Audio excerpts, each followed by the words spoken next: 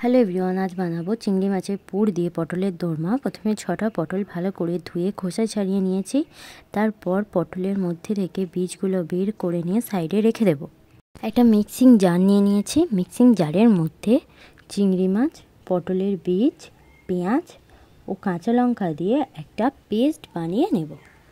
কড়াইতে তেল গরম করতে দেব। তেল গরম হয়ে গেলে ওই তেলের মধ্যে চিংড়ি মাছের পেস্টটা দিয়ে দেব।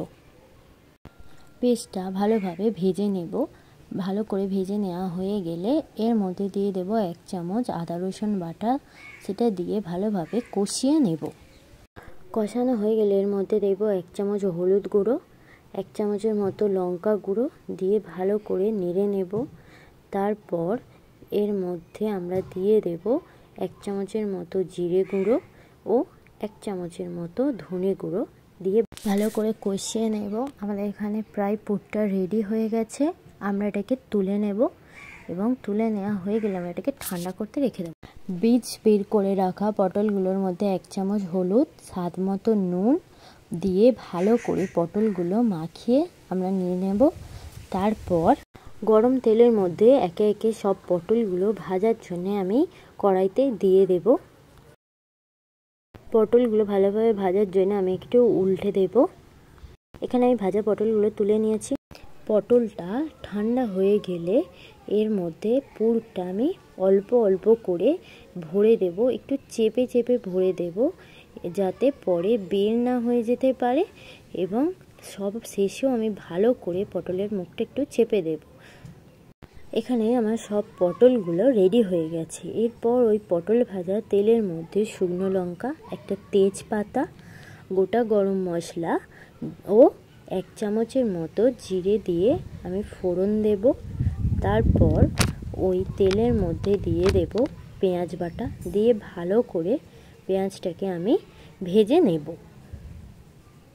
পেঁয়াজটা ভালো করে ভাজা হয়ে গেলে এর মধ্যে আদা রসুন বাটা দিয়ে ভালো করে এটাকে আমি ভেজে নেব।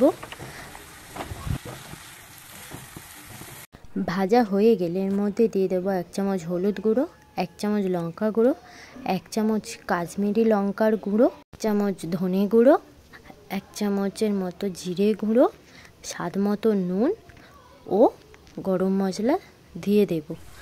যাতে নিচে মশলাটা ধরে না যায় তার জন্য অল্প একটু জল দিয়ে দেব। দিয়ে ভালো করে মশলাটা কষিয়ে নেব। মশলাটা থেকে তেল বার হয়ে গেছে। এর মধ্যে দিয়ে দেবো টমেটো পিউরি। টমেটো পিউরিটা ভালো করে নেড়ে নেব যাতে টমেটোর কাঁচা গন্ধটা না থাকে।